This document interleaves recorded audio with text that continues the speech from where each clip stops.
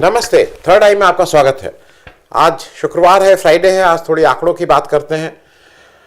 तो मैं शुरू में ही एक दो चीज़ें आपको बता दूं। आज हम लोग बात ये करेंगे कि देश में जो लार्जर पॉलिटिक्स है, जो लार्जर कैनवस है, वो मेरे हिसाब से कैसे मूव कर रहा है।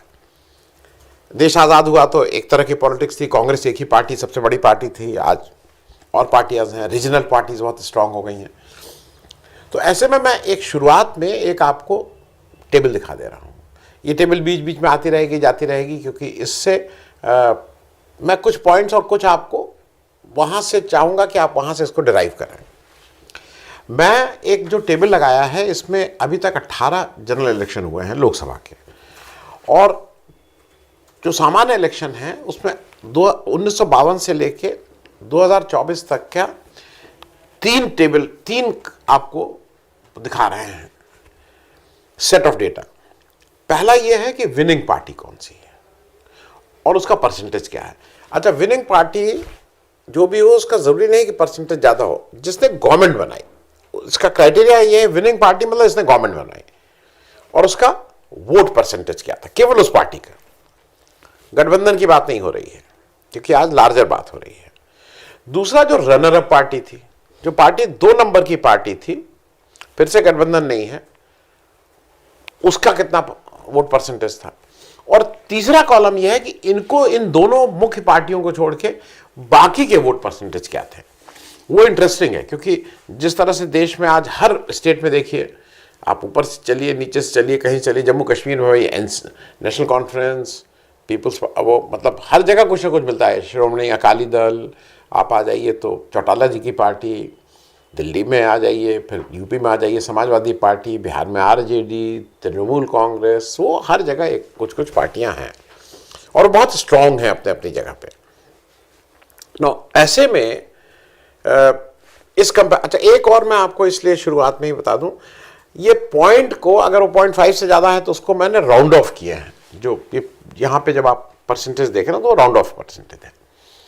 तो सबसे पहले बात ये कि जो बीजेपी का, मोदी जी का, अमित शाह का जो सपना है कि कांग्रेस मुक्त भारत, वो संभव नहीं है। क्यों इससे नहीं संभव है? क्योंकि 2 चीजें हैं। एक तो आप ये देख लीजिए कि 1952 से 2024 तक या तो कांग्रेस 1 नंबर की पार्टी रही, या तो विनर रही है या रनर अप रही है। कांग्रेस कभी थर्ड पे नहीं रेलीगेट हुई है। तो पहली चीज तो ये समझ लीजिए। दूसरी चीज, बीजेपी और कांग्रेस के बाद आज की तारीख में, वर्तमान में, जो तीसरी सबसे बड़ी party in terms of vote percentage है, वो है समाजवादी पार्टी, और उसका वोट परसेंटेज है 4.58%। फिर है तृणमूल कांग्रेस, वो भी 4% है। लेकिन नेशनल लेवल की कोई पार्टी नहीं है। तृणमूल कांग्रेस बंगाल में, समाजवादी पार्टी यूपी में। कहने को कहीं कहीं एक आध लोग ये लड़ा लेते हैं, लेकिन इनका राष्ट्रीय पार्टी का स्वरूप नहीं है। कहने को आम आदमी पार्टी भी अपने को राष्ट्रीय पार्टी बोलती है, लेकिन अब उसका वोट परसेंटेज कितना था? 1.11%। तो मतलब आप ऑल इंडिया को, भाई आज की तारीख में सही बात यह है कि कांग्रेस और बीजेपी को छोड़ के अगर ऑल इंडिया संगठन के रूप में कोई 2 पार्टी को, 3 पार्टी को कहेंगे, तो वो केवल कम्युनिस्ट पार्टी सीपीआई सीपीएम को कह सकते हैं। देखो, ऑल इंडिया इंफ्रास्ट्रक्चर, हर स्टेट में, हर जिले में कोई एक पार्टी ऑफिस होगा, कुछ लोग होंगे, ऑफिस बेरर होंगे, बाकी नहीं है। तो एक तो ये कांग्रेस मुक्त भारत का जो सपना बीजेपी, अमित शाह और मोदी जी देख रहे हैं, ये भूल जाइए, ये संभव नहीं है। आप इस टेबल में ही देख लीजिए। दूसरा, अब ये जो अदर्स का रोल है, इस पे थोड़ी देर बात कर लीजिए कि ये अदर्स जो है ये क्या है।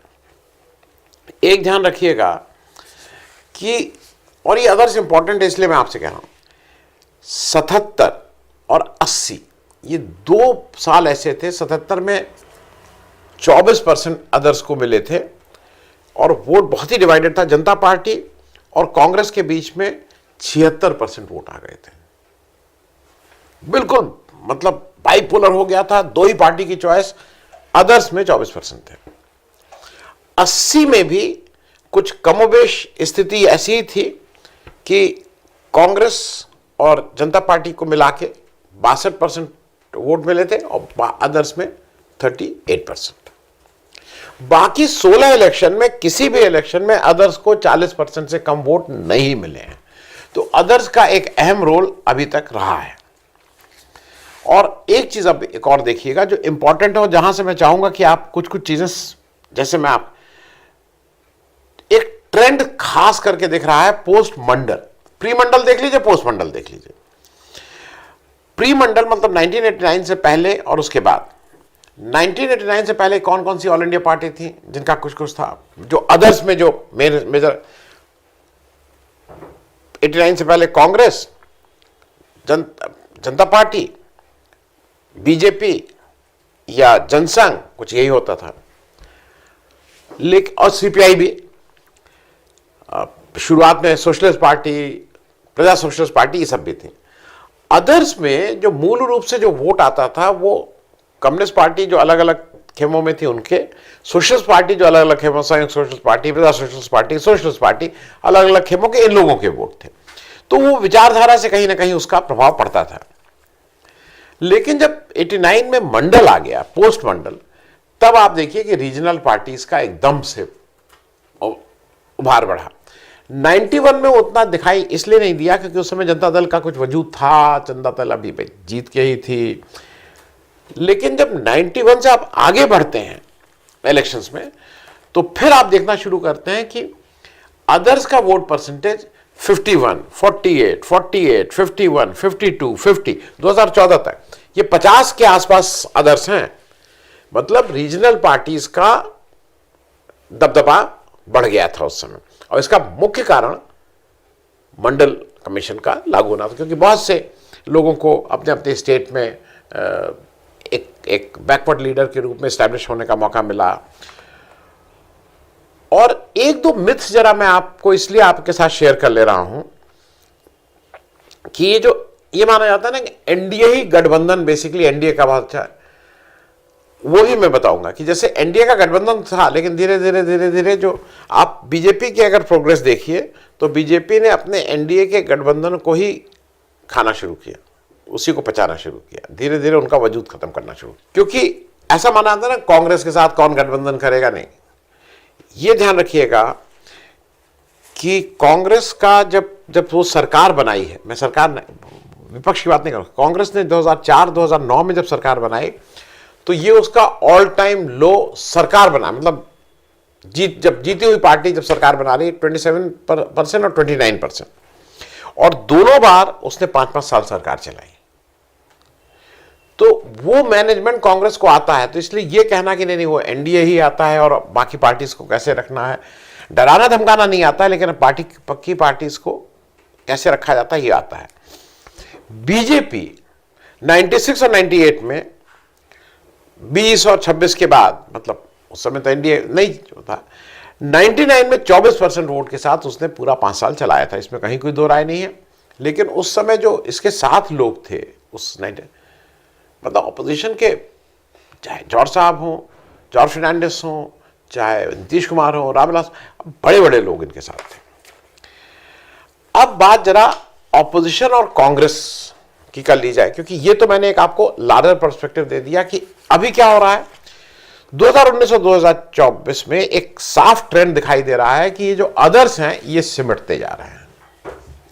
अब ये 50 से गिर के 43% आए 2019 में, अब 42 आए, और आज जिस तरह से ये बाइपोलर हो रहा है, ये धीरे धीरे धीरे धीरे ये थोड़े हाशिए में जा रहे हैं। मैं ये तो नहीं कहूंगा पूरी तरह से रेलेवेंट है, लेकिन ये थोड़ा किनारे हो रहे हैं। अब बात ऑपोजिशन और कांग्रेस की क्या है।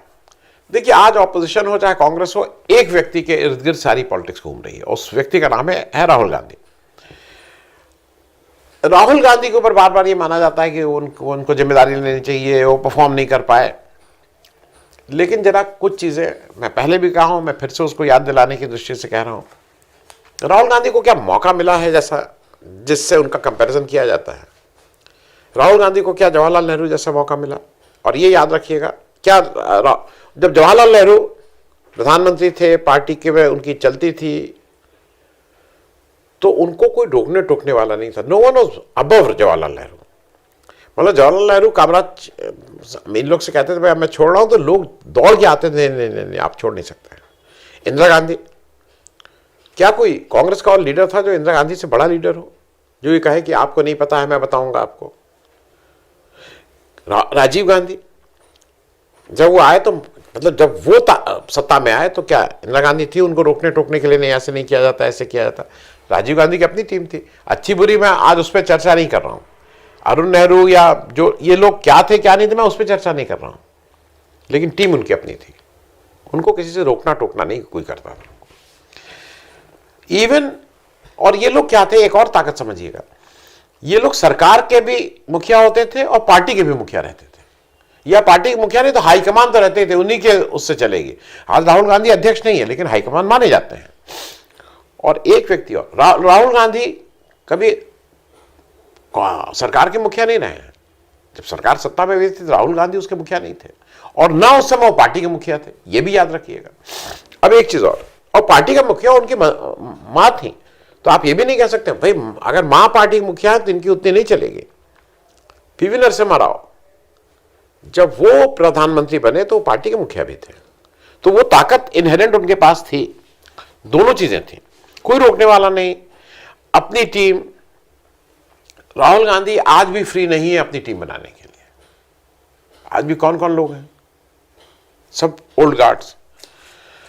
लेकिन राहुल गांधी ने एक बहुत मुश्किल दौर पार किया, अपने को स्टैब्लिश किया, लोगों ने अब उनको लीडर माना। और अगर आप ये देखिए प्री भारत जोड़ो यात्रा और पोस्ट भारत जोड़ो यात्रा, तो आपको बहुत सी चीजें साफ दिखेंगे। उत्तर प्रदेश में भारत जोड़ो यात्रा निकल रही थी, अखिलेश यादव साथ नहीं गए थे। वो सब चीजें आज शायद कहने बहुत ठीक नहीं लगेगा। बंगाल से भारत जोड़ो यात्रा निकली थी, ममता बनर्जी उसमें साथ नहीं गई थी। अरविंद केजरीवाल एक पक्ष साथ नहीं चले थे।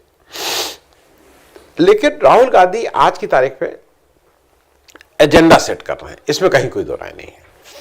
राहुल गांधी जातिगत जनगणना की बात की है, राहुल गांधी अडानी के किस तरह से देश लूटा जा रहा है, असमानता हो रही है, एक कुछ निजी हाथों में देश जा रहा है, उसकी बात उठा रहे हैं। संविधान की बात 2024 में जितनी मजबूती से राहुल गांधी संविधान किए, वो गेम चेंजर पता हुआ। आज एप्स्टीन फाइल की बात, एप्स्टीन फाइल की वजह से तो बता रहे हैं ना कि prime minister compromise, Narendra Modi compromise, Narendra surrender, ये सब बोल रहे हैं। अमेरिका का ट्रेड एग्रीमेंट कौन बोल रहा है आज? मैं एक चीज देखिए और आपको देखना होगा, जब मैं लार्जर उसकी बात कर रहा हूं और फिर उधर कहता हूं कि अदर्स जो है वो कम होते जा रहे हैं। अदर्स इसलिए कम होते जा रहे हैं कि आज अगर आप पार्लियामेंट में देखिए तो ऑपोजिशन को ने अब राहुल गांधी को लीडर मान लिया है। अब ये नहीं होता है कि मैं उनसे नहीं बात करूंगा। आपको याद है ना, नीतीश कुमार जब आए थे इंडिया गठबंधन बनाने, उससे पहले का दौर, बात नहीं होती थी कई पार्टियों से। और एक क्रेडिट और राहुल गांधी को इसलिए देना जरूरी है कि इन सब विपरीत परिस्थितियों में भी इंडिया गठबंधन को आज भी जलाए हुए हैं। इंडिया गठबंधन आज भी विपक्ष की एक मजबूत आवाज है। लेकिन इस बीच क्या हो रहा है? इस बीच ये हो रहा है कि केरल में इलेक्शन है, आमने सामने इलेक्शन लड़ रहे हैं, लेकिन पार्लियामेंट में पक्का कोऑर्डिनेशन है। बंगाल में इलेक्शन है, कांग्रेस सामने सामने इलेक्शन लड़ रही है, लेकिन टीएमसी से पार्लियामेंट में पूरा कोऑर्डिनेशन है। क्योंकि एक चीज और मैं बताऊं कि आप अगर आज देखिए तो जितनी प्रमुख पार्टियां हैं विपक्षी, वो अब राहुल गांधी को लीडर ऑफ ऑपोजिशन मानती हैं, वो कहती हैं। उनके उसमें देख लो, जो आज से एक साल पहले नहीं था। आज टीएमसी के महुआ मोइत्रा उठ के लीडर ऑफ ऑपोजिशन के लिए अपना जब बहस करती हैं तो लीडर ऑफ ऑपोजिशन को समय नहीं दिया गया, उनके लिए वो लड़ाई करती हैं। आज समाजवादी पार्टी के अखिलेश यादव पार्लियामेंट में उठ के राहुल गांधी के ऊपर अगर कोई अनुराग ठाकुर अभद्र भाषा का करते हैं तो उसका प्रतिकार करते हैं।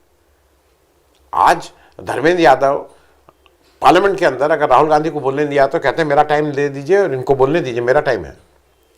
आज डीएमके के स्टैलिन ये कहते हैं कि राहुल गांधी से लीडरशिप वो कुछ भाई या क्या इस तरह की बात करते हैं।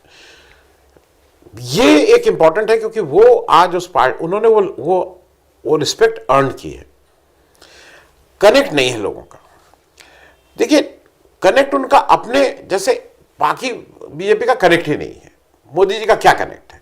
हा कुछ इस तरह से करके राहुल गांधी ने वो कनेक्ट बिल्कुल ठीक से डेवलप किया, और सिर्फ अपने लोगों के साथ नहीं, उन्होंने आज विरोधियों का भी दिल जीता है। अजीत पवार के लड़के अगर आज दिल्ली आके राहुल गांधी के घर जाते हैं और कहते हैं कि मेरे पिताजी की जो हवाई दुर्घटना में जान गई उसकी जांच करवा दीजिए, तो वहाँ क्यों जाने की ज़रूरत थी?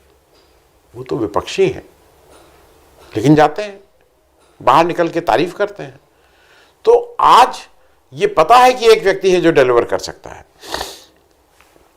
दूसरा एक और चीज़ है, राहुल गांधी को यह भी पता है कि संवाद कहाँ, कैसे, किससे, क्या उन्होंने जानबूझ के किया है, नहीं जानबूझ के, उन्होंने अपनी एक बिंदास स्टाइल बनाई है।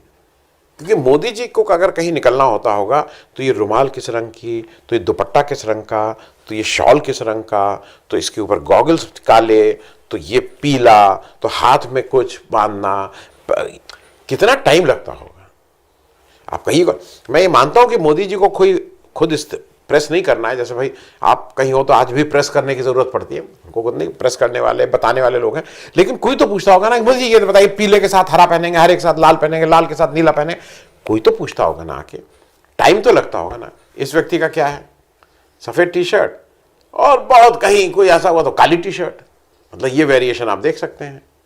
और नीचे जो पैंट पहनने लगे हैं, एक आध पैंट आप भी उस तरह की पहन के देखिए, बहुत कंफर्टेबल होती है, इट इज़ वेरी कंफर्टेबल। चप्पल पहन के चलने लगे हैं, काहे के लिए जूता फूता ये सब पहनना, अब यहाँ जूता फूता यहाँ वहाँ उसमें, तो और पहनावा आम आदमी के साथ जब हो रहा है तो कनेक्ट भी कर रहा है। उस यंगर जनरेशन को आपके पहनावे से कोई मतलब नहीं, ये भौकाल पुराना था कि बढ़िया, उसको आपके इससे मतलब है। एक बात मैं और कहूंगा, जो हार्डकोर पॉलिटिक्स है, धर्म, और देखिए इसलिए मैं कह रहा हूं कि ये आज की तारीख में कहां जा रहा है। इस देश में धर्म की पॉलिटिक्स होती है, वो it is a part of the, वो इसको कोई डिनाई नहीं कर सकता है, और जात भी होता है, होना नहीं चाहिए वो अलग बात है, लेकिन होता है। माइनॉरिटीज को आज ज्यादा विश्वास किस लीडर के ऊपर है? माइनॉरिटीज के कुछ माइनॉरिटीज हैं जिनकी मैं जब व्यक्तिगत बातचीत में उनकी शिकायत है, अरे देखिए राहुल गांधी हम लोगों का नाम नहीं लेते हम लोग के लिए, लेकिन एक दो चीजें मैं 2-3 माइनॉरिटीज का बता दूं। यूपी इलेक्शन 2024 में मैं बिल्कुल ठीक से कह सकता हूं, मैं पहले से कह रहा था, इलेक्शन से पहले के मेरे वीडियो है इलेक्शन, अगर उसने यूपी में बीजेपी को पीछे ढकेला है और एनडीए से ज्यादा इंडिया गठबंधन की सीट आई हैं, बीजेपी से ज्यादा सपा की सीट आई हैं, तो उसका एकमात्र कारण यह था कि मुस्लिम वोट पूरी तरह से राहुल गांधी के इंडिया गठबंधन के पीछे को वोट देने को तैयार हो गया था। अब आप बात करिए जरा, ये विश्वास था, आज उस माइनॉरिटीज को विश्वास राहुल गांधी के ऊपर है। क्रिश्चियंस की बात कर लेते हैं, मणिपुर में कौन गया बार बार, कौन गया? राहुल गांधी गए ना मणिपुर। सिख की बात कर लेते हैं, स्वर्ण मंदिर में वहां चुपचाप जाके 4 दिन या 5 दिन की सेवा कौन करके आया है, ये सबको पता है। और ये भाई साहब गए थे, अरे अपने चीफ मिनिस्टर को बता देना कि मैं जिंदा पहुंच गया, वो जिस तरह की बातें करके। लेकिन स्वर्ण मंदिर में जाके खुद अपने हाथ से सेवा करना, तो वो उस माइनॉरिटीज से कनेक्ट होते हैं, रिलेट करते हैं, समझते हैं, लेकिन हल्ला नहीं मचाते हैं। और जिसको जहां पता है, क्योंकि सिख की एक समस्या ये थी कि सिख रॉयट के लिए 84 के लिए बार बार हमला होता है कांग्रेस के ऊपर, उस हमले की धार को मनमोहन सिंह और फिर बाद में राहुल गांधी ने अपने इस रवैये से काफी कुछ कुंद कर दिया है। राहुल गांधी जाति भी समझते हैं, मैं इसलिए कह रहा हूं कि हिंदुस्तान की पॉलिटिक्स के वो जात समझते हैं। पोस्ट मंडल, मैं सिर्फ यूपी बिहार की बात कर लूं, 2 जगह पोस्ट मंडल यूपी और बिहार के 2 जो सबसे बड़े बेनिफिशियरी हैं इन टर्म्स ऑफ सत्ता, power politics, Nitish Kumar in Bihar and Mayawati in Uttar Pradesh. लोगों को लगा मायावती का आप नाम ले रहे हैं, मुलायम सिंह यादव को मैं मुलायम सिंह यादव को पोस्ट मंडल से कुछ फायदा, लेकिन मुलायम सिंह यादव को मैं मंडल का कि ये नहीं मानता हूं कि मंडल की वजह से वो आया था। मुलायम सिंह यादव मंडल आने से पहले ही उत्तर प्रदेश के मुख्यमंत्री इलेक्ट होके बने थे, इलेक्शन जीत के, एमएलए का इलेक्शन नहीं, विधानमंडल दल का इलेक्शन अजीत सिंह के अगेंस्ट जीते थे, तो मैं उनको मंडल की वो नहीं मानता हूं कि मंडल की वजह से। मायावती जी को मानता हूं, मायावती जी को इसलिए मानता हूं कि जो काशीराम का पूरा आंदोलन था, और उसी वजह से आज मैं जो बात करना और चाहता हूं काशीराम का आंदोलन बहुजन का आंदोलन था, जिसमें एससी, एसटी, माइनॉरिटीज, ओबीसी सबको उन्होंने समेटा था। और उत्तर प्रदेश का आज एक भी ऐसी पार्टी नहीं है, चाहे वो बीजेपी हो, कांग्रेस हो, बीजेपी, सपा हो, बसपा हो, कोई, जिसके बैकवर्ड लीडर किसी न किसी समय, जो बैकवर्ड लीडर जो भी बड़े हैं, एक आध एक्सेप्शन हो सकते हैं कोई, लेकिन मेजॉरिटी 90% से ऊपर बैकवर्ड लीडर किसी न किसी समय काशीराम की उस नर्सरी से निकले हुए हैं, चाहे वो सोनेलाल पटेल हो, चाहे स्वामी प्रसाद मौर्य हो, चाहे ओम प्रकाश राजभर हो, चाहे कोई हो, वो वहां से निकले हुए हैं। तो वो बैकवर्ड, लार्जर बैकवर्ड का, और उसकी बेनिफिशियरी मायावती रही है। और आज की तारीख में इसीलिए जब ये कहते हैं कि जातिगत जनगणना होनी चाहिए, ये समझा रहे हैं कि देखो तुम्हें तुम्हारा हक नहीं मिल रहा है। राहुल गांधी बार बार ये कह रहे हैं, ये सब तुम्हें बेवकूफ बना रहे हैं। आज उत्तर प्रदेश में काशीराम जी की जयंती कांग्रेस मना रही है, फिर शायद कल परसों में सपा मनाएगी। मायावती जी बहुत गुस्सा है कि ये काशीराम को इन लोग से क्या मतलब। लेकिन ये फैक्ट है कि अब उत्तर प्रदेश, बिहार, इस तरह के राज्यों में बैकवर्ड ओबीसी पॉलिटिक्स ही रहेगी, और कौन किसके साथ है वो इंपॉर्टेंट रहेगा। जातिगत जनगणना इसी तरफ एक वो है जिसको लेके बीजेपी बेचैन है, उसको बहुत दिक्कत है कि जातिगत जनगणना से। काशीराम का यूपी में आयोजन बता ही दिया मैंने आपको, क्योंकि देखिए एक चीज और समझना होगा, भारत में, और उत्तर प्रदेश की बात ज्यादा कर लें, एक फ्लोटिंग वोट हरदम रहता है, ऑलवेज, पहले इलेक्शन से लेकर आज तक। कुछ वोट कमिटेड होते हैं, मैं कांग्रेसी, मैं भाजपाई, मैं सपाई, मैं कम्युनिस्ट, लेकिन एक फ्लोटिंग वोट हरदम रहता है। जैसा मैंने बताया, वो फ्लोटिंग वोट विधानसभा इलेक्शंस होते हैं तो वो बिल्कुल अपने रीजनल पार्टीज के पीछे खड़ा हो जाता है, नेशनल उसमें वो थोड़ा सा खुलता है, लेकिन नेशनल में भी 50% से ऊपर, मतलब 2 इलेक्शन से पहले तक वो 50% से ऊपर रीजनल पार्टीज की अदर्स में खड़ा होता था। अब वो धीरे धीरे बाइपोलर होता जा रहा है, दो पार्टी दो विचारधारा। अब मुझे ये आप बताइए कि बिना राहुल गांधी के ये जो फ्लोटिंग वोट है, वो क्या कोई भी पार्टी, विपक्ष की पार्टी ये सोच सकती है कि राहुल गांधी के बिना उसको वो सारे फ्लोटिंग वोट मिल जाएंगे, चाहे वो मुस्लिम का वोट हो, क्योंकि यूपी में मुस्लिम वोट के दावेदार सपा भी हैं, बसपा भी कहती है कि भाई मुझे मिलेगा। लेकिन क्या अगर राहुल गांधी उस खेमे में ना हो तो मुसलमानों को ये विश्वास होगा कि हमारे साथ ज्यादती नहीं होगी, हमारा पक्ष नहीं रखा जाएगा? उनके आने से वो विश्वास पैदा होता है, क्योंकि वो इंश्योरेंस है। 2024 में मुसलमानों ने यह दिखा दिया था। दलित ने 2024 में एक 2019 का इलेक्शन देख लीजिए भाई, मायावती जी और अखिलेश यादव तो साथ साथ लड़े थे, दो बड़ी ताकत उत्तर प्रदेश की। भाजपा, मायावती जी की 10 सीटें, अखिलेश यादव की 5 सीटें, जितनी उससे पहले थी। दलित वोट शिफ्ट नहीं हुआ था, ये फैक्ट है। बैकवर्ड वोट शिफ्ट हुआ था, लेकिन दलित वोट शिफ्ट नहीं हुआ था। 2024 में दलित वोट शिफ्ट हो गया। क्यों शिफ्ट हो गया? क्योंकि राहुल गांधी आ गए। राहुल गांधी आ गए तो उनको यह विश्वास था कि भाई ये अभी है। क्योंकि अभी क्या हो रहा है, अभी जैसे ब्राह्मण वोट की बात बार बार होती है कि ब्राह्मण वोट नाराज है, हालांकि मुझे नहीं लगता कि जितना कहा जाता है उतना नाराज है। हो सकता है 2-4% नाराज हो। उसके बहुत से कारण है कि सत्ता में उनको भागीदारी नहीं मिल रही है, शंकराचार्य इत्यादि इत्यादि इत्यादि। लेकिन वो ब्राह्मण वोट जाके सपा को वोट नहीं देगा। इंडिया गठबंधन में अगर कांग्रेस है तो वो शायद उनके साथ अलाइन हो जाए, और उसी वोट को मैनेज करने के लिए बीजेपी बेचैन है कि वो मायावती के यहां चला जाए। क्योंकि अगर मायावती जी के यहां ब्राह्मण वोट शिफ्ट होता है तो कुछ मुस्लिम वोट भी आ जाएंगे कि भाई आज की तारीख में मुस्लिम वहां इसलिए नहीं जा रहे हैं कि जब कुछ दम ही नहीं है तो उस पार्टी को दे के अपना वोट क्यों खराब करें। और लास्ट बात एक कर दें कि बीजेपी का जो एक आत्ममुग्ध रहते हैं ना कि मैं सब और मैं कितना अच्छा, इस समय वो गलती पे गलती सेल्फ गोल कर रहे हैं। और मैं राहुल गांधी के रेफरेंस में सारी बात को कर रहा हूं, तो ये फिर से आप ये लगा के देख लीजिए, राहुल गांधी की मुंह बंद करने की बार बार कोशिश की जा रही है कि इनको बोलने न दिया जाए, इनकी सदस्यता ले लो, इनको घर से निकाल दो, इनको इसमें फंसा दो, इनके ऊपर केस कर दो। राहुल गांधी की सदस्यता जाने से राहुल गांधी का पॉलिटिकल फायदा हुआ या नुकसान हुआ, ये आप खुद पूछ लीजिएगा। राहुल गांधी का घर ले लेने से क्या राहुल गांधी का पॉलिटिकल फायदा हुआ या नुकसान हुआ, खुद पूछ लीजिएगा। ये बार बार भाई बहन में झगड़ा कराने की जो कोशिश करते हैं कि प्रियंका गांधी ज्यादा अच्छी हो रहती है, प्रियंका गांधी, इससे क्या इनका झगड़ा हो जाएगा। अब ये जो बीजेपी कर रहे हैं, लोकसभा में बोलने नहीं देंगे, चाहे कुछ हो जाए बोलने नहीं देंगे। एलओपी बन गए ना, एलओपी को नहीं बोलने देंगे, किताब से नहीं कोट कर सकते, कागज से नहीं कर सकते, मैगजीन से नहीं कर सकते, बोलने नहीं देंगे। बोलने नहीं देंगे तो क्या हुआ, नरवाने जी की किताब जो नहीं भी पढ़ता, जो नहीं भी जानता, अगर वो बोल के निकल गए होते, शायद किसी को, रोज होती है लोकसभा में कितनी, पेगासस पे कितनी हुई थी स्पीच, रफाल पे कितनी हुई थी, याद है किसी को? नहीं याद है। आज आप बोलने नहीं दे रहे हैं तो नरवाने जी की एक एक किताब का एक एक हर्फ याद है कि आपने क्या क्या किया था। और आप कितने वीक प्राइम मिनिस्टर थे, आप निर्णय नहीं ले रहे थे जब निर्णय लेने की बात थी, क्योंकि वो पीएम कंप्रोमाइज वहीं से आया है।